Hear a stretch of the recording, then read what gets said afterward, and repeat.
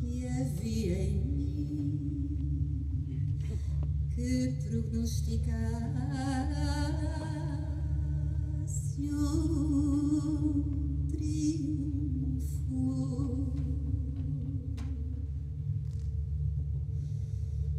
Mas não precisei forçar que isso acontecesse de novo.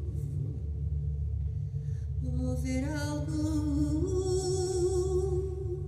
dos barulhentos,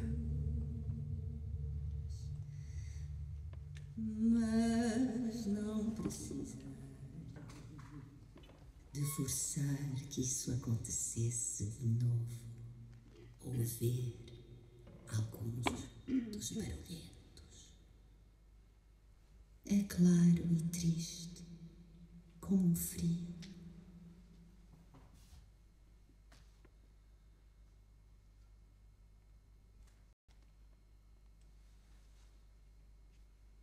Je suis né à une époque où la plupart des jeunes avaient perdu la foi en Dieu. Pour la même raison que leurs aînés l'avaient auparavant, sans savoir pourquoi. La vie est ce que chacun de nous peut en concevoir.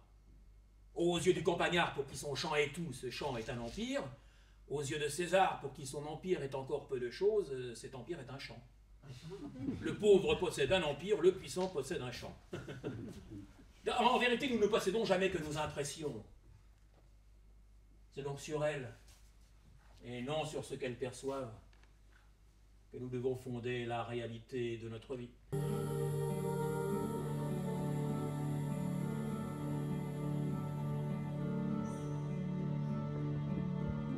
Reconheço o que está errado. Só pasmo às vezes de não ter previsto que falharia. La gloire n'est pas une médaille, mais plutôt une pièce de monnaie.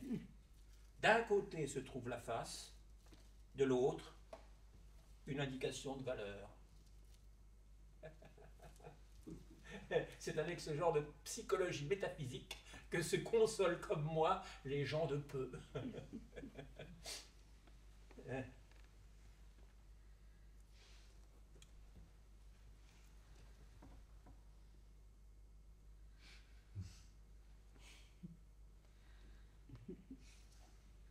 Certains ont dans leur vie un grand rêve et ils le ratent.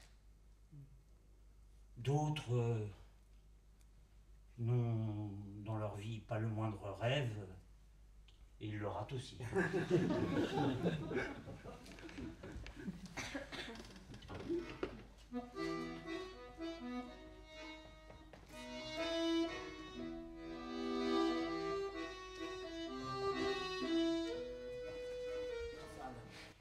Ceux qui souffrent véritablement ne font pas partie de la plèbe.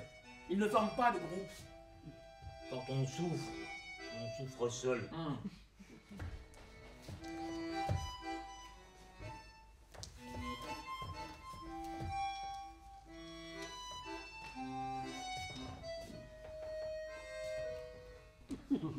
Si un homme n'écrit bien que lorsqu'il est ivre, je lui dirai enivrez-vous. Et s'il me répond que cela lui fait mal au foie, je lui dirai qu'est-ce donc que votre foie? C'est une chose morte qui vivra aussi longtemps que vous vivrez. Mais les poèmes que vous pourrez écrire vivront encore plus longtemps.